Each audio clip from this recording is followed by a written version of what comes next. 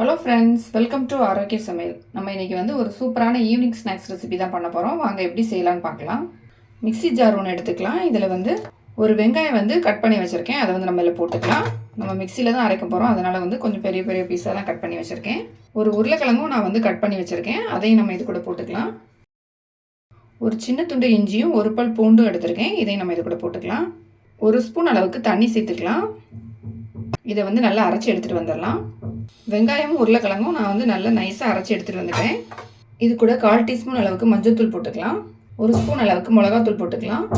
கொஞ்சமாக பெருங்காயத்தூள் சேர்த்துக்கலாம். 1 கப் வந்து கடலை மாவு எடுத்து வச்சுருக்கேன், இதையும் நம்ம இது கூட போட்டுக்கலாம். 1/2 கப் அரிசி மாவு எடுத்திருக்கேன், இதையும் நம்ம இதில் போட்டுக்கலாம். தேவையான அளவு உப்பு போட்டுக்கலாம்.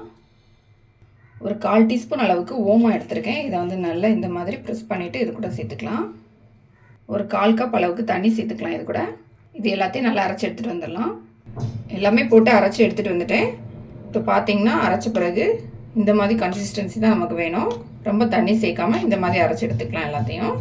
ஸ்டவ் ஆன் பண்ணிவிட்டு ஒரு கடாய் வச்சுக்கோங்க. இதில் வந்து 1 ஸ்பூன் அளவுக்கு ஆயில் சேர்த்துக்கலாம். ஆயில் வந்து சூடான பிறகு 1/2 டீஸ்பூன் அளவுக்கு ஜீரகம் எடுத்துருக்கேன், இதை நம்ம மேலே போட்டுக்கலாம். ஜீரகம் வந்து புரிஞ்ச பிறகு ஒரு பச்சை மிளகாய் வந்து பொடியாக கட் பண்ணிவிட்டு அதையும் அது கூட சேர்த்துடலாம்.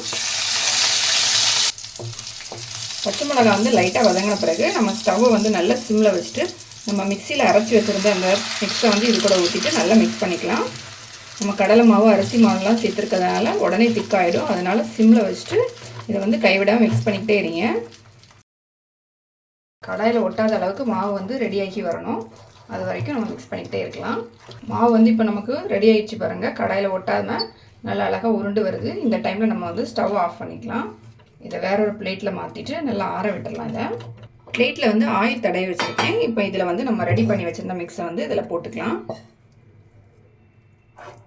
பிளேட்டில் வந்து போட்ட பிறகு இதை வந்து நம்ம ஸ்கொயர் ஷேப் மாதிரி ரெடி பண்ணி ஆற விட்டுடலாம். நம்ம இதை வந்து பீஸ் போட்டு கட் பண்ணி தான் எடுக்க போகிறோம், அதனால் இதில் வந்து நல்ல ஒரு ஷேப் கிடைக்கும்போது நமக்கு வந்து பார்க்குறதுக்கு அழகாக இருக்கும்.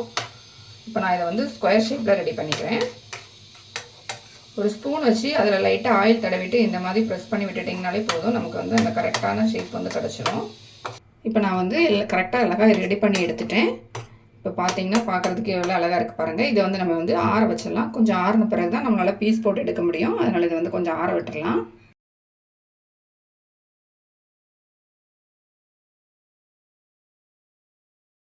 ஸ்டவ் ஆன் பண்ணிவிட்டு ஒரு பேனில் வந்து எண்ணெய் ஊற்றி வச்சுருக்கேன். எண்ணெய் பார்த்திங்கன்னா நல்லா சூடாயிடுச்சு. இப்போ நம்ம வந்து பீஸாக கட் பண்ணி வச்சுருக்கதை இதில் வந்து போட்டுடலாம். ஆயில் வந்து கம்மியாக ஊற்றினா போதும், அதிகமாக வேண்டாம். நம்ம ஆல்ரெடி வந்து இதை வந்து குக் பண்ணியிருக்கோம். இப்போ மேல் சைடு எல்லாமே வந்து நல்லா கொஞ்சம் கிறிஸ்பி ஆகணும், அதுக்கு வேண்டி தான் ஆயிலில் போட்டு ஃப்ரை பண்ண போகிறோம்.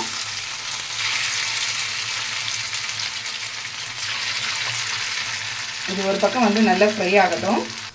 எல்லாத்தையுமே வந்து திருப்பி போட்டுட்டேன். இப்போ இந்த பக்கம் நல்லா இந்த மாதிரி செவந்து வரட்டும். எல்லா சைடுமே நல்லா வந்து செவந்து கலர் சேஞ்ச் ஆகிடுச்சு பாருங்கள். இப்போ வந்து நம்ம எடுத்துடலாம். நம்மளோட சூப்பரான ஸ்நாக்ஸ் வந்து ரெடி ஆகிடுச்சு. நம்ம எல்லாத்தையும் எடுத்துகிட்டு மீதி இருக்கிறத இதே மாதிரி ஆயிலில் போட்டு ஃப்ரை பண்ணி எடுத்துக்கலாம். நம்மளோட டேஸ்ட்டான ஸ்நாக்ஸ் வந்து ரெடி ஆகிடுச்சு. இதை வந்து கண்டிப்பாக ட்ரை பண்ணி பாருங்கள். இந்த மாதிரி நீங்கள் சாப்பிட்ருக்கவே மாட்டீங்க, அவ்வளோ டேஸ்ட்டாக இருக்கும். இந்த வீடியோ உங்களுக்கு பிடிச்சிருந்தா லைக் பண்ணுங்கள், ஷேர் பண்ணுங்கள், மறக்காமல் என்னோடய சேனலை சப்ஸ்கிரைப் பண்ணுங்கள்.